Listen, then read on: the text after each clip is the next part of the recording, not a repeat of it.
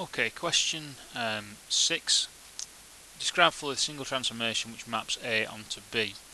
So A onto B, well, what you can say is you firstly know that it's a rotation of how many degrees? Well, it's 90 degrees, it's moving from here to here.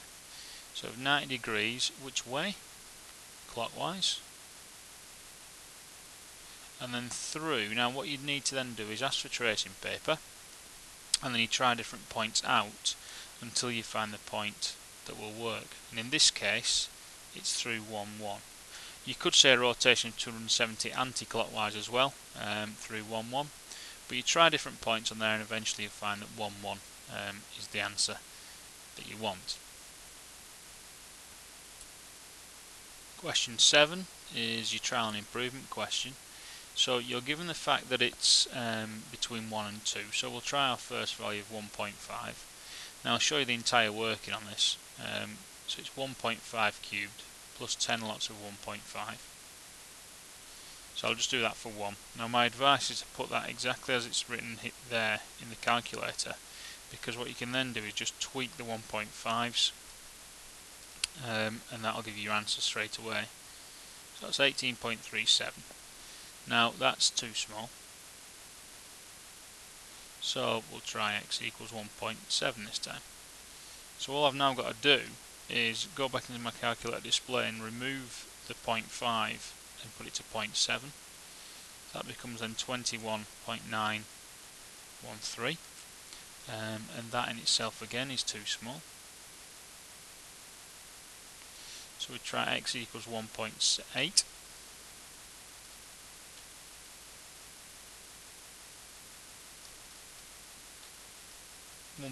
Then is 23.832. Now that's too big. So we know it's between these two values. Now because you may think it says because to one decimal place you can then just pick your 1.8 because it's closer, you can't. You've got to do one more trial in between the two values you've got, because that'll definitely guarantee it's one or the other. So we now put 1.75 in to our calculation, and that will give us then 22.859, and that's too small. So hence then it's too small there, so it's got to be x equals 1.8 to one decimal place. Question 8. The graph shows information about distance travelled of cars for the amount of petrol used. Find the gradient of the straight line. I always think the easiest way of doing this is looking where the line starts from and ends. So we've got here 400 as a change over 10 gallons. So if we do 400, the move up and down, divided by 10, that then gives you 40, and that is your gradient there, 40 first of all. Then we've got to say write down an interpretation of this gradient. So what does that mean then? For every gallon that's used, you'll travel 40 miles. So for every 1 gallon used, you will travel 40 miles.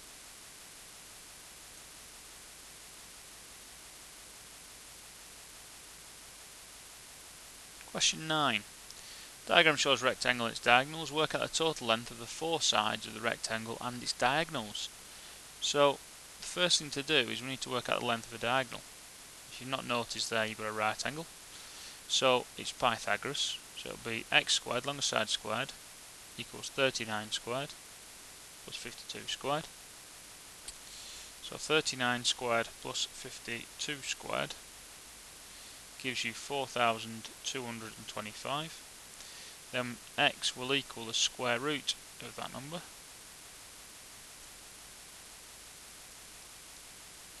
which gives you 65.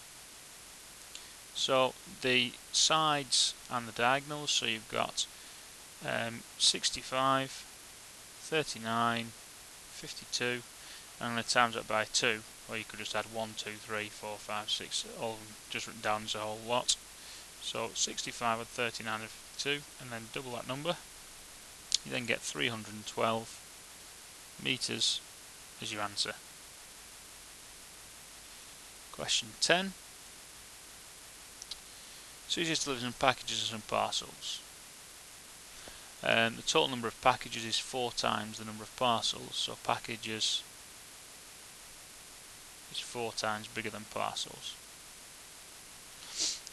So actually I'll rather do around that. You've got to times the parcel number by 4 to get the number of packages. The total number of packages and parcels, so packages plus parcels, equals 40.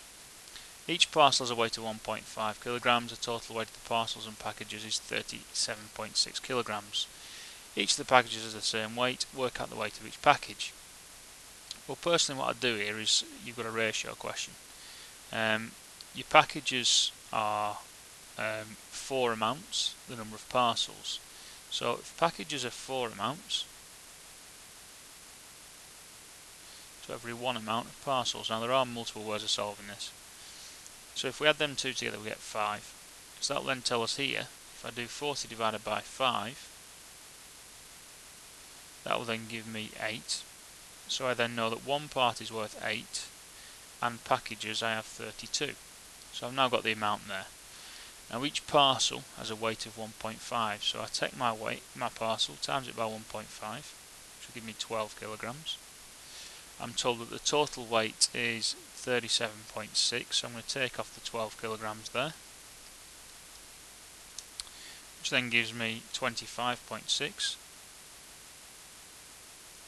And I've set my 25.6 and divide that then by the number of each packages that I've got, which is 32, which then gives me 0.8 kilograms for each package.